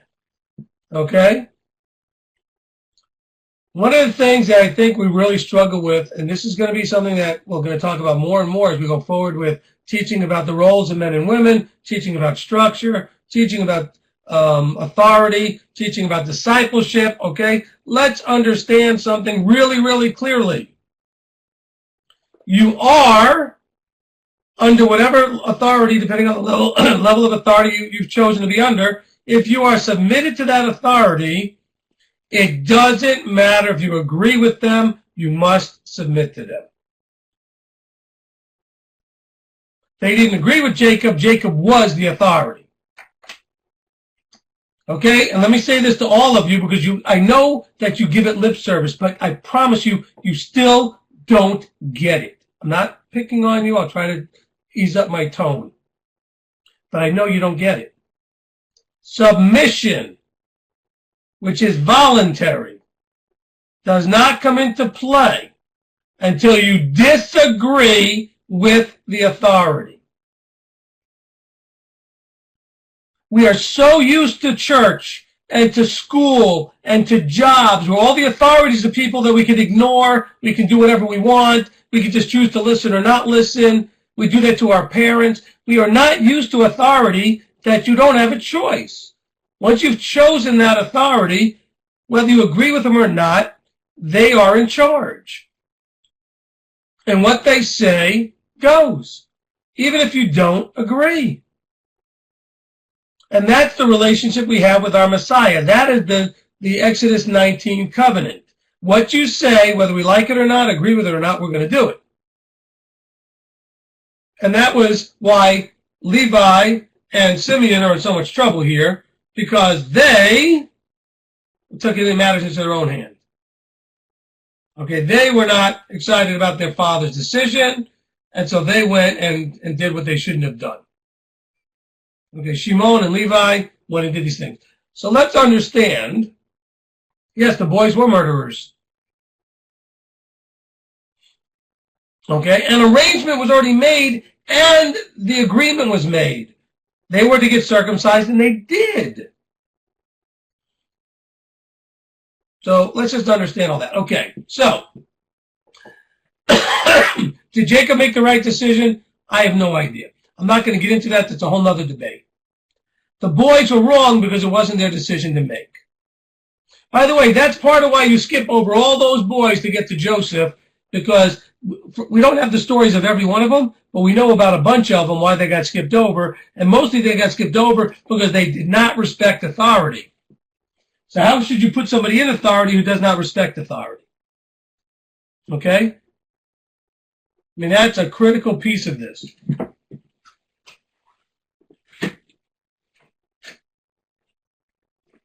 Sorry, I had to, my overhead light is flickering and flickering. It's going to make me dizzy. So I had to turn it off. Just give me a second. Okay. All right. So that's a good lesson. Now, Dinah's not heard about again really too much in the future, because the story follows through the men, and it follows from Jacob, okay, to Joseph, and then it goes on to Esau and Ephraim. Manasseh and Ephraim, and going down through. We didn't really, okay, follow. Remember, the Bible only follows it's a family story going through a family line and a family tree. Okay, so a lot of people we don't hear a lot about. We only hear about them as they interact with the key players. Okay, so when the key players are being interacted with, those key players are the ones that you get to hear about over and over and over again, okay? And only peripheral people when they come into contact with the key players. All right. So that being said, I've got a few minutes. I want to talk about the two things that are coming up, okay? The thing that I want to talk about coming up is Thanksgiving and Hanukkah. Neither one of these are commanded. You don't have to observe them. There's a lot of debate out there about Thanksgiving being pagan or this or that and the other thing. Look, at this point, the reality is that it's an arbitrary move of a date to the Thursday in November, not connected in any way to any religious observance or necessarily to any activity in history, because the original Thanksgiving, quote unquote, things were done actually around Feast of Tabernacles, and were probably part of the celebration of Sukkot. So what we have today is literally a government decision to have a day for us to be thankful of our Creator and appreciate the things we have, and it was moved to November. So it's not connected to anything religious-wise whatsoever. Okay? That's my opinion. Everybody wants to argue. You can argue if you want. I'm not going to argue it tonight. let's talk about it from the positive point of view. If you want to embrace it, it's not a day to just stuff yourself with everything you can so that you can explode. Although most of us will probably do that on Thursday. It is a day to watch the Cowboys win, so everybody should be rooting for them in the afternoon, 4 o'clock Eastern time. Okay? Now, Freddie says 222. You're going to be in trouble, Freddie. You're supposed to submit. You guys need to submit. Go Cowboys. Now, okay, what it's a day of is thinking about what you appreciate. All right? It's a day to focus on what you appreciate. To be thankful. And who gets all the thanks? They're playing against the Redskins, so it's kind of a somewhat ironic classic Thanksgiving game, the Cowboys and the Indians. But it actually is for first place in the division, so it's an important game. That's not what we're here to talk about, okay? That is racist. The important thing here is about giving thanks. Yah gets all the thanks. All thanks goes to our Elohim. One of the things that we like to do at Thanksgiving, we have a congregational one, by the way, so not that everybody has to do one of those, but we have one. And, excuse me,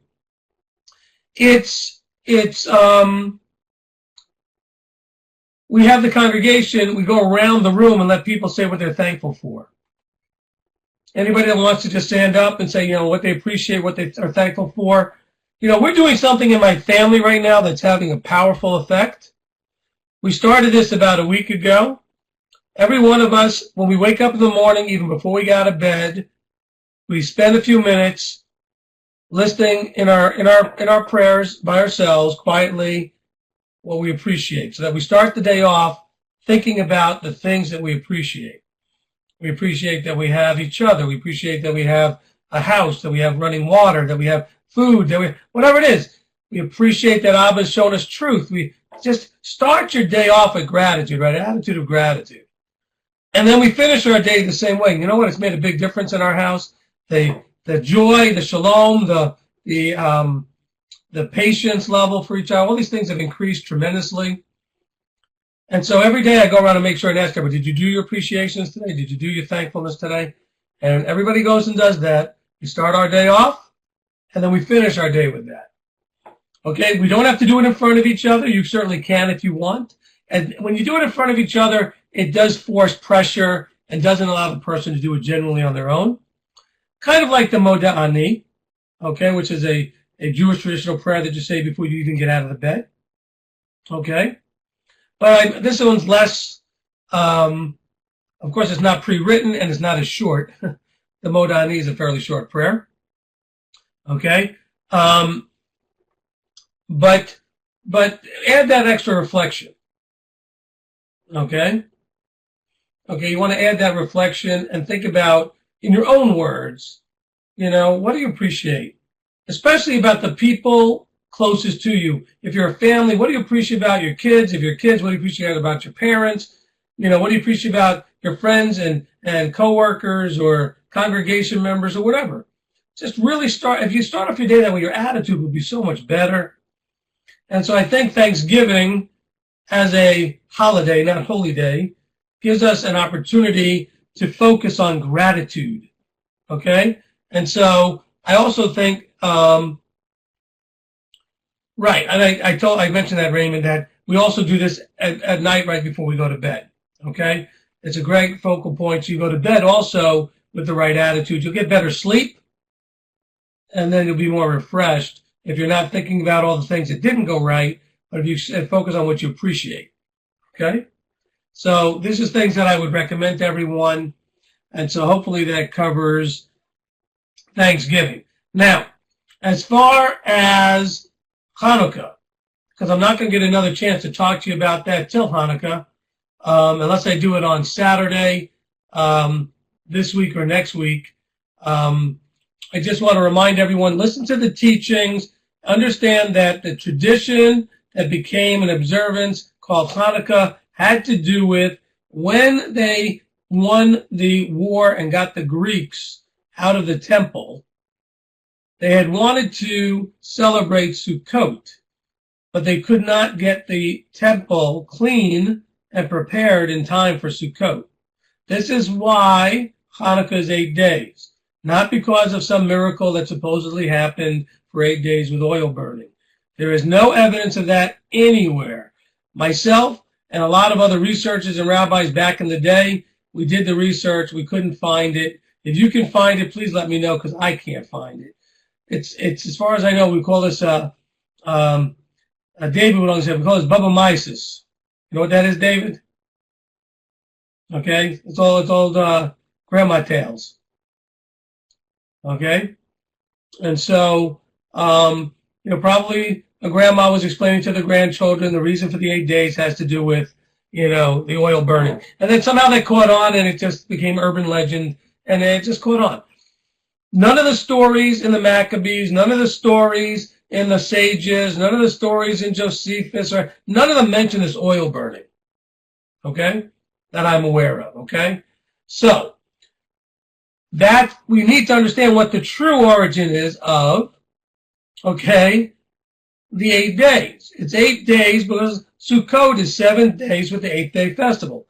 They had wanted to do an 8-day festival for Sukkot, but it was too late. It was over a month too late. So they decided to do a celebration of rededicating the temple. Okay? And they, of course, also, when they finished cleaning the temple, they lit oil and they lit it up, and so it's a celebration that light was now shining in the temple. Okay? So calling it a festival of light in some ways is still good, because that was the light of the community, was the temple. Okay? And so the next year, of course, they did Sukkot on time, but they so enjoyed the rededicating the temple that they kept it as a tradition to celebrate for 8 days. And Yahweh did not have a problem with that. We do see a little bit of a reference to it. I believe it's in John 10. Am I guessing right? John 10:22. Okay, thank you. I thought it was in John 10, where it says that at the time of Hanukkah came to be in Jerusalem, and it was winter, and Yeshua was walking in a set-apart place in the porch of Shlomo. So it is mentioned. Okay? Now, it's not mentioned positive or negative, but it's mentioned. Okay? And so we have it mentioned. And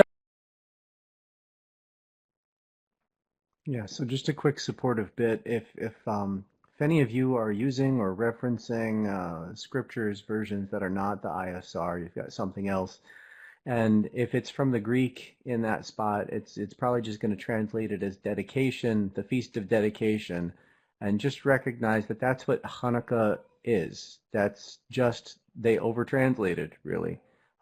It's recognizing in the source text that this is the Feast of Dedication. If you want to render that genuinely, since the English language does actually recognize Hanukkah as a word, whereas the Greek language didn't, we would properly translate that as Hanukkah. So if you're reading a version that has in that verse Feast of Dedication, what you should have there is Feast of Hanukkah, which is why Hanukkah is the rendering in the ISR. It's also, I think, worth mentioning that when this similar thing had to be done in the days of Chizkiyahu, that it was also an 8-day ceremony, and there are other references to having to take a decent amount of time to go through a rededication or a dedication of the temple. I'm just going to go ahead and throw the reference in 2 Chronicles 29 into the chat there, so that we can have some more understanding and support. And this is not some sort of strange idea; it's extremely scriptural.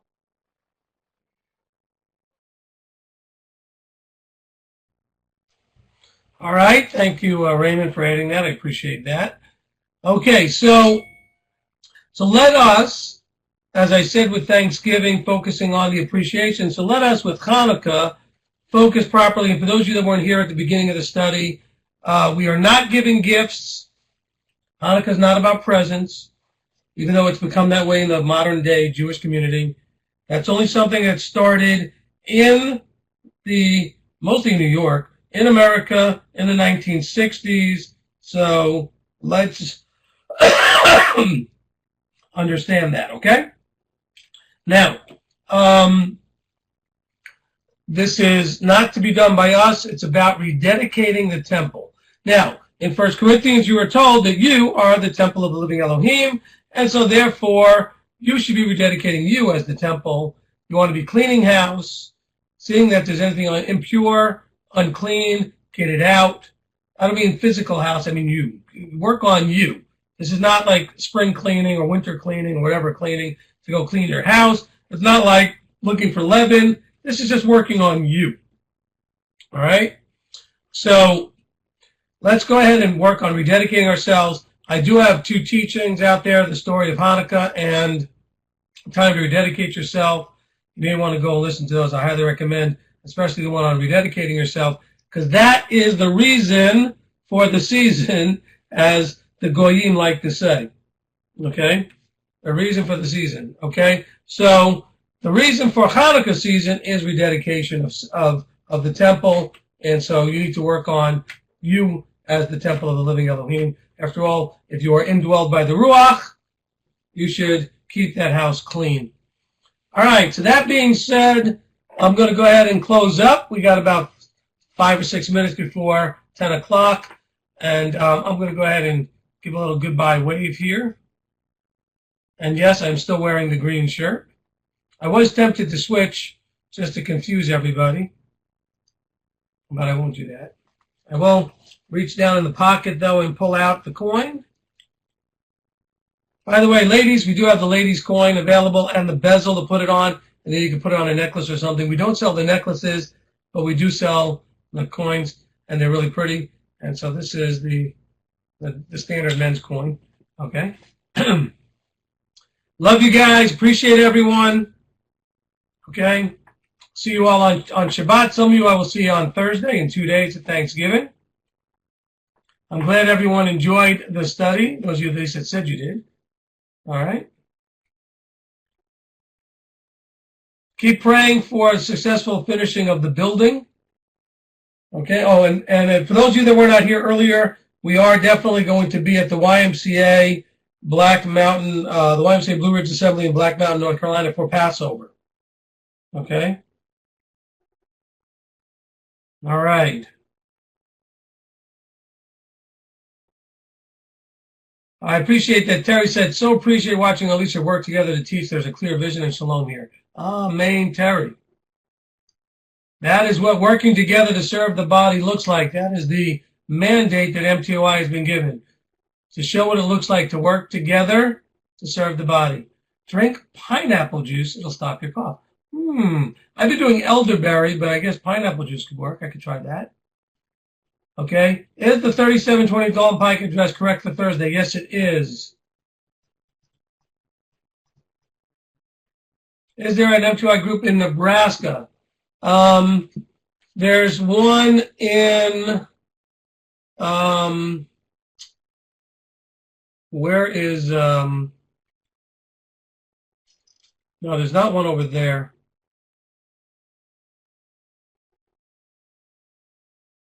There's, Lev Mashiach is in Omaha. That's true. Okay, there you go. It's near Omaha anyway. Okay, Lev Mashiach. I can put you in touch with, where are you in Nebraska?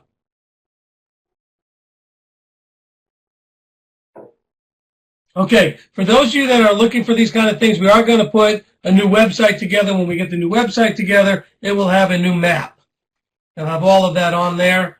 And also, I'm trying to get all of the groups that exist to be listed on our website so that everybody can know where they are. In the meantime, you can contact us, okay, and we can put you in touch with, is there anybody in here from Lev Mashiach? Where's Travis?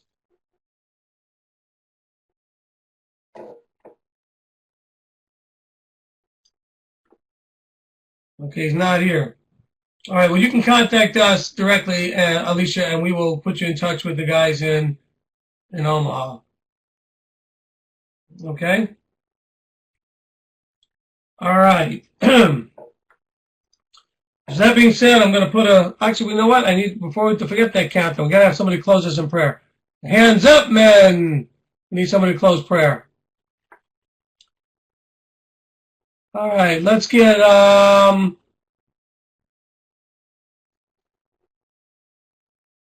about Tommy?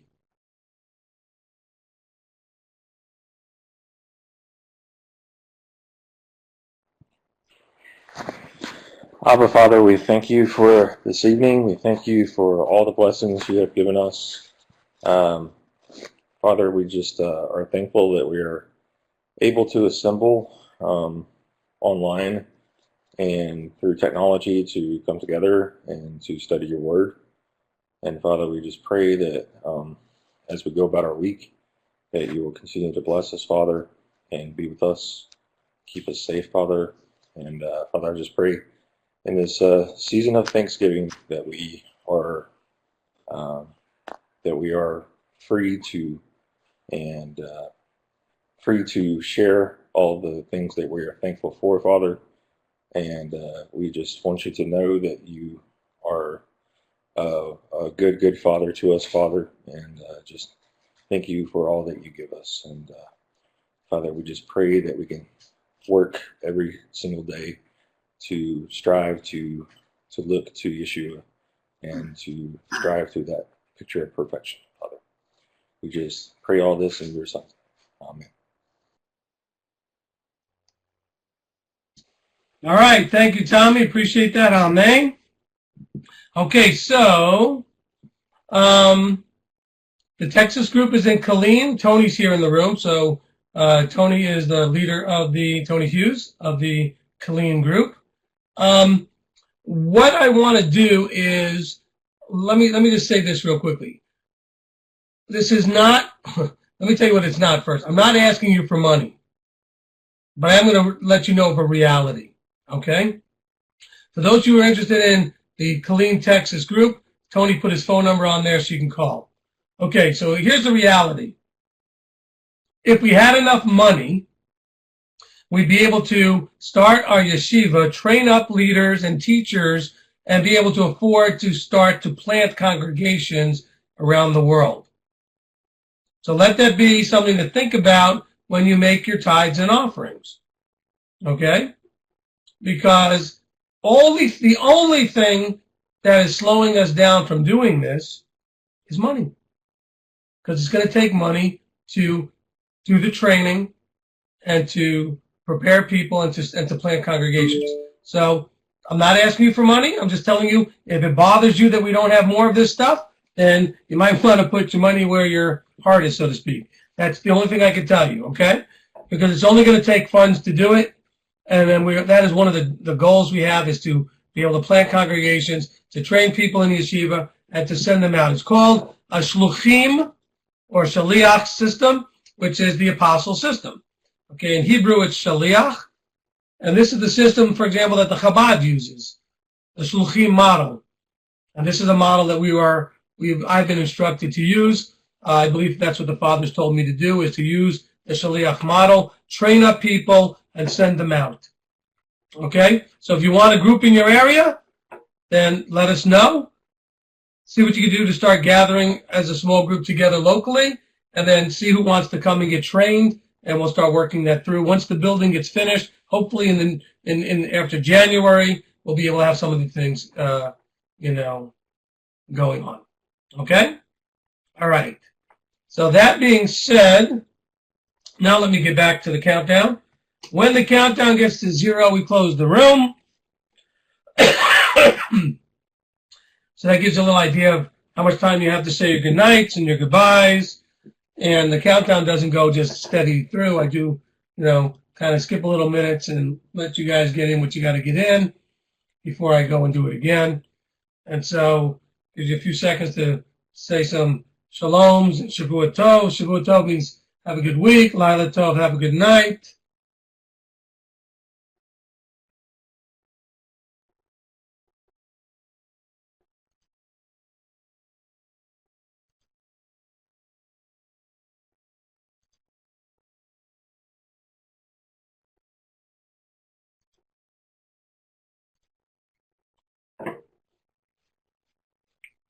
Okay, Caleb and Glenna Barrett said, continue prayers for my father. He had a stroke yesterday. He is doing much better today, though. Barry, not David. That's Caleb's father, not Glenna's father.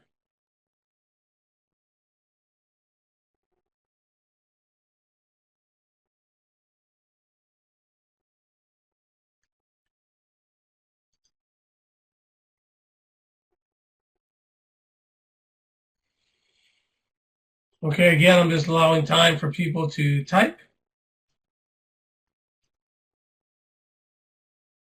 Okay, thank you, Rabbi Tom. David, if you could scan and email me the document, I could get it to the bank. I did get it in a text, but if I can get it scanned and emailed to me, I can email it and forward it to the bank. Otherwise, just keep it on you. I'll probably run into you tomorrow anyway. But if you can scan it, I can just send it to them tomorrow. It'll be done, which would be great. Okay.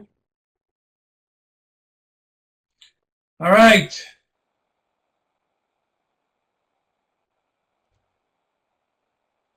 Okay, Erin. Can you set up time to counsel? Yes, you can call me after. Okay, do you guys have my cell phone? Yes, okay, you can call after I close the study. That'll be good. Raymond. Yes, you could call after the study as well. Okay, Raymond, just give me about 30 minutes and you could call, because I'm sure that the call I have with Erin will be quick, because it's just about setting up the time. So just give me like 15, 20 minutes after we close, and then Raymond, you can call. Okay? Thank you all for wishing us a good vacation. I'm very much looking forward to it. I'm hoping that sitting in the sun might help dry up this thing in my chest, and I'm planning to scorch myself in the sun to get rid of this thing. So I'm hoping that it'll work out. All right, that's going to do it. Blessings, everyone. Shalom, shalom.